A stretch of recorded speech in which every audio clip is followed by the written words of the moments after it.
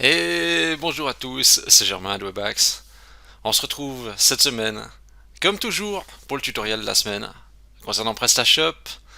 Aujourd'hui, on va voir, d'ailleurs, qu'est-ce qu'on va voir? Oh bien, si vous avez lu le titre du billet sur mon blog, c'est écrit Vampirella aspire le sang du panier PrestaShop. Pourtant, c'est pas Halloween, mais ce sera ça le titre du billet aujourd'hui. Euh, Tout d'abord, est-ce que vous aimez les vampires? Hein. Parce qu'en principe, les vampires, ils aspirent tout votre sang, comme ça. Eh ben, on va faire pareil. Hein. On va faire pareil sur PrestaShop. On va aspirer le sang d'une zone bien précise. En fait, ce qu'il y a, c'est que vous êtes incroyable parce que vous aimez tout simplement trop les histoires et je le vois bien. Je le vois bien dans les statistiques. Euh, Quand un titre de billet est étonnant, vous adorez cliquer. Ça n'empêche pas que ça sera quand même une histoire de vampire aujourd'hui. Euh, donc ce qu'on va faire, c'est qu'on va se concentrer sur une zone de PrestaShop et on va vraiment aspirer tout le sang autour pour laisser uniquement que la carcasse. Parce que la carcasse, c'est finalement le plus important dans un site e-commerce. Et ce que vous devez comprendre, c'est que sur un site e-commerce, des actions sont répétées des dizaines, des centaines et des milliers de fois par vos clients. Et problème, c'est que beaucoup de ces actions ne sont pas optimisées.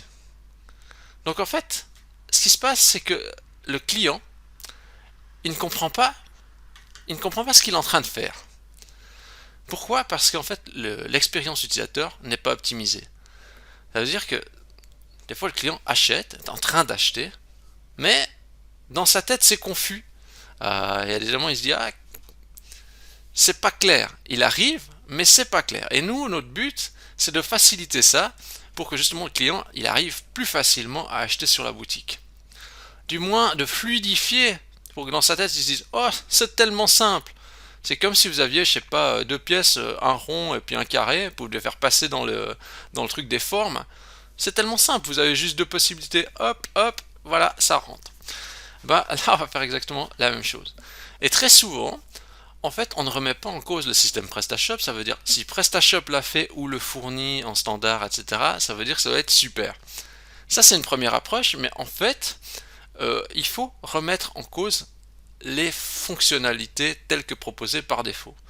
Pas besoin d'être un grand analyste pour justement obtenir un PrestaShop performant. Ce qu'il faut avant tout, c'est du bon sens. Mais pour avoir du bon sens, il faut se donner un petit peu de temps pour se poser des questions. Euh, Donnez uniquement à vos clients les informations dont ils ont besoin de savoir. Euh, Trop d'informations tue l'information et provoque la confusion. C'est ce qu'on va voir aujourd'hui. Et vous allez voir aussi que ce n'est pas toujours très compliqué. Il n'y a pas besoin de toucher 300 000 fichiers. Des fois, juste un fichier suffit. Voilà. Et aujourd'hui, on va voir particulièrement la notion d'ajout au panier, ce que vous pouvez faire pour améliorer sur votre site. Vous allez voir, c'est un truc que j'adore parce que c'est simple, mais des fois je me dis, mais pourquoi ce n'est pas fait comme ça de standard? Je crois que tout est dit, c'est parti, on y va. Alors, qu'est-ce que je vais vous dire? Oui, oui. Alors, on va se mettre sur on va se mettre sur PrestaShop. Vous allez voir, c'est ultra simple. Aujourd'hui, pourquoi on va voir quelque chose de simple aujourd'hui? Bah, tout simplement parce que c'est de la fin de l'année, on a beaucoup réfléchi déjà tout le reste de l'année. Alors, on s'apprête à terminer l'année avec des choses simples. Si je regarde un produit, ok, ce t-shirt me plaît, j'ajoute au panier.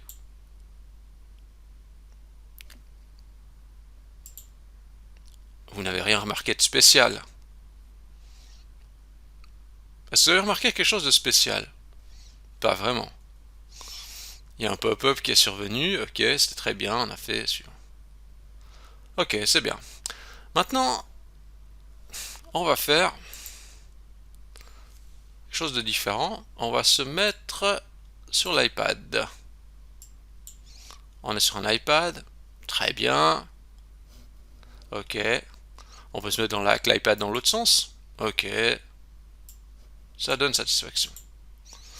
Maintenant, on va se mettre sur un mobile. Faire la même chose. L'ajout au panier est une étape indispensable, hein, puisque vos clients le font. Quand ils font une commande chez vous, ils passent obligatoirement par cette étape. Donc je vais me mettre sur voilà, une résolution assez basse, donc 320, petite largeur. Et voilà. Est-ce que vous pensez que de montrer ça à vos clients sur mobile, parce que un client sur deux est sur mobile, est-ce que vous pensez que c'est une bonne chose? Déjà, quand il fait ça, il vaut plus rien, quoi. Il ajoute au panier et il se trouve dans cette situation. Donc ça veut dire qu'il doit typiquement scroller. En plus, on voit que c'est un petit peu décalé ici. Alors je sais pas si ça le fait sur un vrai mobile, en tout cas sur une simulation ça le fait. Et en fait, ben, enfin je veux dire, c'est un élément qui est plutôt perturbateur sur mobile parce qu'on pourrait améliorer ça. Je vais vulgariser, hein, mais ici, voilà, donc si jamais vous voulez activer la console, je n'ai pas précisé hein, comment on active la console. Donc vous appuyez sur la touche F12 de votre clavier, puis après cette console apparaît et vous cliquez ici, voilà, sur ce petit bouton. Après maintenant je prends l'élément pour analyser les contenus de la page et je me dis bon imaginons, est-ce que ça j'aurais besoin? Pas forcément, le client il sait qu'il a ajouté ça dans le panier, donc je supprime. Toutes ces infos là, est-ce que c'est vraiment important? Il le saura après à l'étape du panier, donc j'enlève. J'enlève. 3 articles dans le panier, non mais il faut pas encombrer sa tête. Les gens ils ont déjà des têtes surencombrées. Il faut alléger leur manière de penser. Voilà. Voilà, pour moi, ça c'est ça le modèle idéal. Un genre de quelque chose comme ça. Et je me dis, mais ça c'est beaucoup plus explicite. Quand on est sur mobile, hop, on ajoute le produit au panier, on dit maintenant tu veux faire quoi? Tu veux continuer cet achat ou commander? On lui redit pas, voilà ton produit, combien de quantité. Regardez ça. Quand on fait ça, regardez mon cerveau ce qu'il doit comprendre. Il dit, il y a une produit qui a été ajouté, il y a la photo, il y a de nouveau son prix. Je revois le prix, je me dis, mais est-ce que je fais une bonne affaire ou pas? Est-ce que c'est la bonne taille? Il y a la quantité. Il y a le prix, je recontrôle. On me demande trop. Surtout qu'en plus, en fait, si on regarde bien, le client va faire la réflexion plus tard, à l'étape du panier. Donc, il faut lui éviter une réflexion supplémentaire lors de l'ajout du produit au panier. Alors vous allez me dire, non mais là on est en mode psychologue là. Mais clairement, clairement, clairement, mais il faut que le client ne se pose pas de questions. Hein. Vous savez quand vous commandez sur Wish par exemple, hein, le site chinois, eux ils se posent pas de questions, enfin. Vous avez juste à tirer une petite réglette pour faire payer. Ils vous demandent rien d'autre. Parce qu'ils savent qu'il faut qu'il y ait le moins de barrières possible. Donc nous on va optimiser ça. Et comment on va optimiser ça? C'est ultra simple. Vous avez vu, on a juste supprimé des éléments. C'est ce qu'on va faire. Nous on va juste aller dans thème, classique, asset, CSS, custom.css. Voilà, là c'est vide. Je vais prendre mon fichier où moi j'ai déterminé des règles. Hein. Je vais l'ouvrir. Voilà.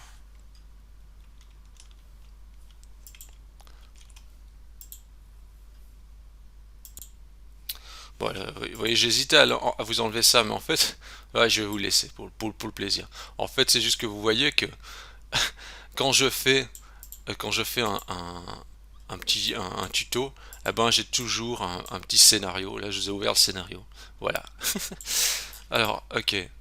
Rien de secret, c'est juste un petit scénario que je me fais tout le temps quand je fais la vidéo. Et comme j'ai deux écrans, je regarde sur un le scénario de qu'est-ce que je vais dire et la marche à suivre. Ok. En fait, j'ouvre mon fichier custom.css et c'est un fichier que je vais ajouter dans mes règles. Donc ici, je vais mettre ça là-dedans. Voilà. Qu'est-ce que je fais là-dedans? Je fais la méthode désactive tout entre guillemets. Hein. méthode désactive tout que j'avais présenté déjà une fois, désactive tout. Vous avez le droit de dire devant votre écran, hein, désactive tout. Ce qui est une méthode plutôt intéressante qui en fait le but c'est de limiter tous les éléments affichés à l'écran et de désactiver tout ce qu'on n'a pas besoin pour que l'utilisateur se concentre là où il doit se concentrer. Vraiment très important.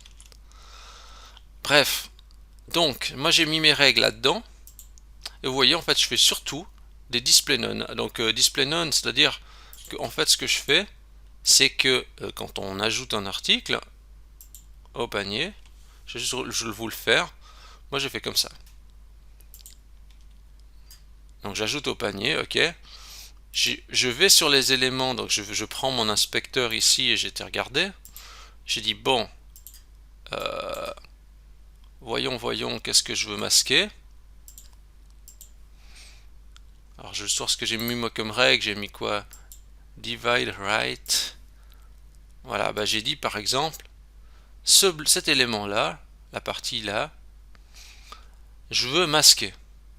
Parce que je veux limiter le nombre d'éléments. Alors j'ai juste dit cette règle, j'ai dit donc bloc carte modale. Pourquoi j'ai dit bloc carte modale? Parce que c'est ici, hein, on voit le ID bloc carte modale, donc bloc carte modale, divide right, je pense que vous adorez mon accent, eh bien je lui dis cet élément là, tu me le masques. Et je répète ça pour différents éléments, bloc carte modale, un autre bloc, etc.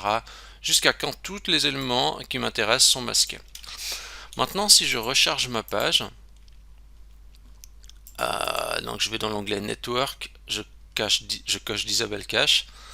Juste peut-être avant de faire ça, hein, vérifiez bien que tous les caches de PrestaShop sont désactivés. Donc dans Paramètres avancés Performance, assurez-vous que les caches sont à non, recompilez le fichier de template.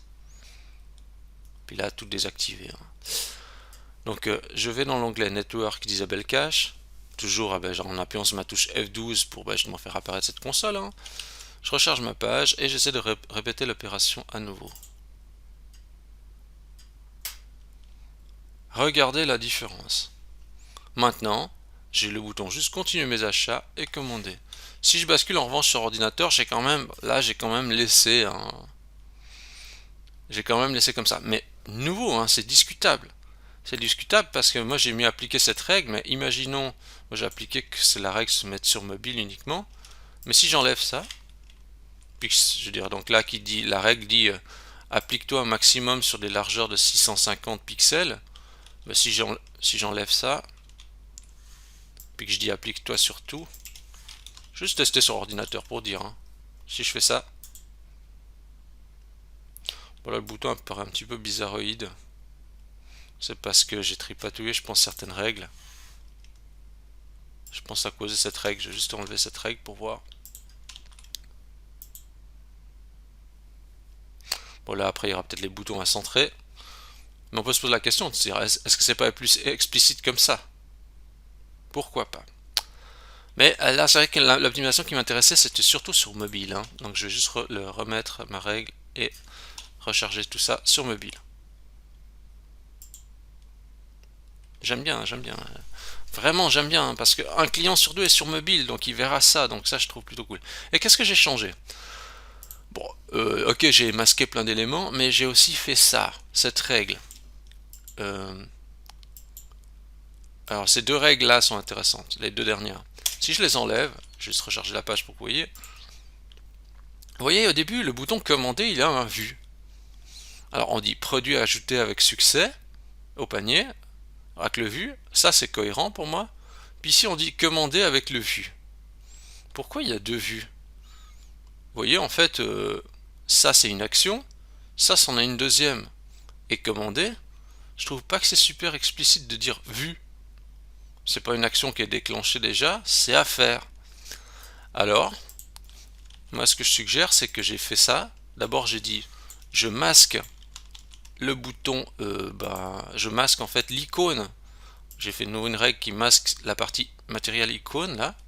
Donc si je recharge ma page, je l'ai masqué. Mais là il n'y avait plus rien, donc il y avait juste le bouton. On peut le laisser juste comme ça. Mais je me suis dit, avec le CSS, c'est simple. Il faut juste savoir Mais en fait, on peut dire ceci, donc après le lien,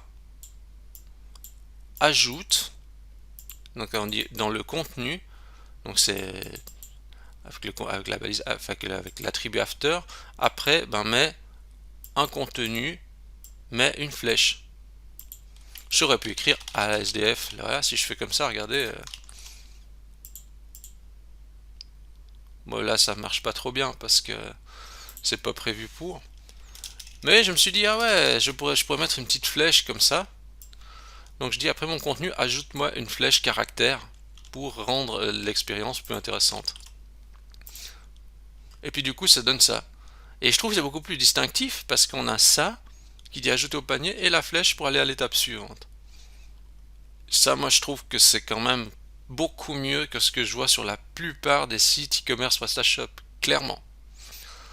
Et c'est pour ça que je vous disais, bah, avant je faisais la comparaison avec Vampire où on aspire tout le sang, on laisse que la carcasse. C'est exactement ça, tout le sang, tout le cœur de tous ces éléments qui étaient un peu, entre guillemets, inutiles, bah, ils sont plus là, on a laissé que la carcasse. Maintenant, je vais recomparer avec la version initiale. Bon, moi en plus, j'aime bien laisser ça que sur mobile, hein. Mais je vais enlever toutes ces règles et on va comparer le avant du après. Comparons. Est-ce que vous trouvez plus explicite ça quand on ajoute au panier ou ça? Pour moi, c'est le jour et la nuit, hein. Clairement, hein. En termes d'ergonomie, de praticité puis de compréhension. Alors, bien sûr, le client peut très bien fonctionner comme ça, hein, ça va aller aussi. Et il fut un temps où je me suis jamais posé ce genre de questions. Mais seulement, je veux dire, après des années, je commence à me poser ce genre de questions. Moi, je me suis toujours dit, bah, au début, je me disais, bah, ça ajoute au panier, ça fonctionne, ça va très bien. Mais arrivé à un certain stade, vous commencez à vous poser des questions, vraiment de dire sur certains détails, sur, bah voilà, qu'est-ce qui peut freiner le client, pourquoi il aime mieux plus cliquer là qu'ailleurs, et on essaie de simplifier un petit peu partout. Et améliorer son site à différents emplacements comme ça, ben c'est quelque chose d'intéressant parce que ça aide le client à, à- à parcourir, hein, mieux le site et justement ça aide le client, ça aide surtout le marchand à générer potentiellement plus de ventes, hein, à augmenter le taux de conversion des commandes.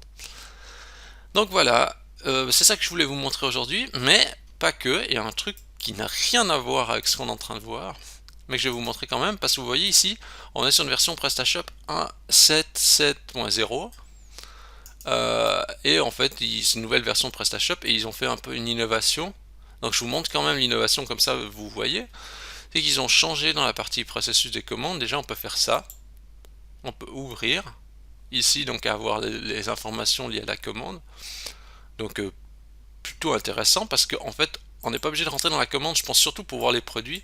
Après, n'étant pas e-commerçant directement, je ne me rends pas forcément toujours compte de qu'est-ce qu'on fait tous les jours au quotidien dans cette liste des produits, mais je pense que ça c'est déjà bien parce que ça évite d'aller dedans. C'est cool ça parce qu'on peut changer le statut. Ben, j'ai jamais essayé mais j'ai changé maintenant. Hop, voilà, changer le statut comme ça, juste par la liste déroulante. Et puis ça a été aussi revu, c'est dans la fiche produit, l'agencement. Je crois que ça a été pensé de manière plus pratique. Vous voyez, on a les produits qui sont en haut, avant ils avaient tendance à être en bas, etc. Donc là on a une belle mise en avant des produits.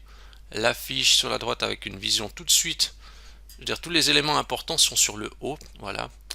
Par rapport à avant, c'était un peu plus épars, c'est moins explicite, comme c'était ranger les informations. Alors voilà, je trouvais que c'était intéressant de juste vous montrer cette nouveauté dans la PrestaShop, dans PrestaShop 1.7.7.0. Il y a peut-être d'autres nouveautés, mais c'était celle-là qui avait l'air d'être intéressante. Voilà. Euh, Écoutez, je crois que tout est dit pour aujourd'hui. C'est vraiment cette petite optimisation que j'avais trouvé sympa et que j'avais déjà appliqué chez d'autres clients. Je me suis dit, ah, peut-être que ça pourrait être sympa ça pour les e-commerçants de faire aussi. C'est pas très compliqué à faire. Et puis je trouve que c'est assez pertinent. Donc voilà. Si vous avez aimé cette vidéo, bah, je vous invite à liker la vidéo. Vous pouvez vous abonner à la chaîne YouTube. Vous pouvez bien sûr donner 5 étoiles à Webax dans Google, ça me fait très plaisir. Et puis, si vous avez intégré cette modification sur votre site, bah, dites-le dans les commentaires. Oui, je l'ai intégré, c'est super, je trouve que c'est mieux. Voilà, super. Sur ce, bah, je vous dis bonne optimisation à tous et à la semaine prochaine.